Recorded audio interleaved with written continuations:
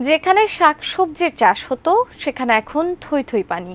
সবজির ক্ষেত, বাড়ির আঙিনা, গ্রামের সড়ক সবই গেছে খালে। সুনামগঞ্জের শান্তিগঞ্জে নাইন্দা খালের অপরিকল্পিত খননে এমনই ভোগান্তির শিকার কয়েক গ্রামের মানুষ। সুনামগঞ্জ প্রতিনিধি পঙ্কজ দে তথ্য ছবিতে ডেস্ক রিপোর্ট। শান্তিগঞ্জে নাইন্দা খাল খননের কাজ শুরু হয় ২০২২ সালে। ৩,৫৮,০০,০০০ টাকা ব্যয়ে প্রায় ৭ কিলোমিটার খনন এক বছরে শেষ করে ঠিকাদারি প্রতিষ্ঠান মেসার্স গুডম্যান এন্টারপ্রাইজ। উপজেলার জয়কলস ইউনিয়নের উজানিগাঁও, সুলতানপুর, পার্বতীপুর সহ কয়েকটি গ্রামের মানুষ এখন এই খালের ভাঙনের শিকার।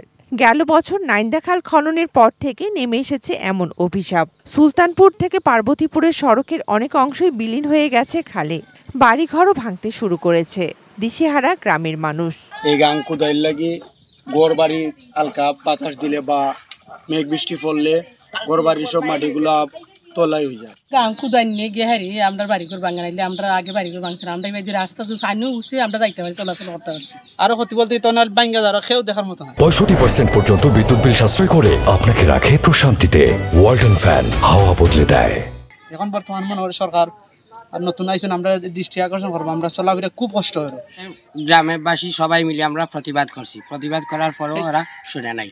এরা বলছে যে এটা পানি উন্নয়ন বোর্ডের কাজ, আপনারা অসুবিধা দিয়ে কোনো কাজ হবে না। ভাঙনের কবলে পড়ে বেহাল অবস্থা সড়কের, স্বাভাবিক চলাচলে নিত্য ভোগান্তি। কেউ অসুস্থ হলে হাসপাতালে নিয়ে যাওয়ারও উপায় নেই। গ্রামবাসীর এইসব অভিযোগ খতিয়ে দেখে ব্যবস্থা নেওয়ার আশ্বাস পানি উন্নয়ন বোর্ডের এই কর্মকর্তার। এখানে স্থায়ী প্রতিরোধমূলক কাজ বাস্তবায়নের জন্য আমরা অনন্য রাজস্ব খাতে বরাদ্দ চেয়েছি এবং এই বরাদ্দ যদি দেয় তাহলে আগামী শুকনো মৌসুমে আমরা এখানে নদীতে প্রতিরোধমূলক কাজ বাস্তবায়ন করব। Shakil Aziz, desk report, ATN news.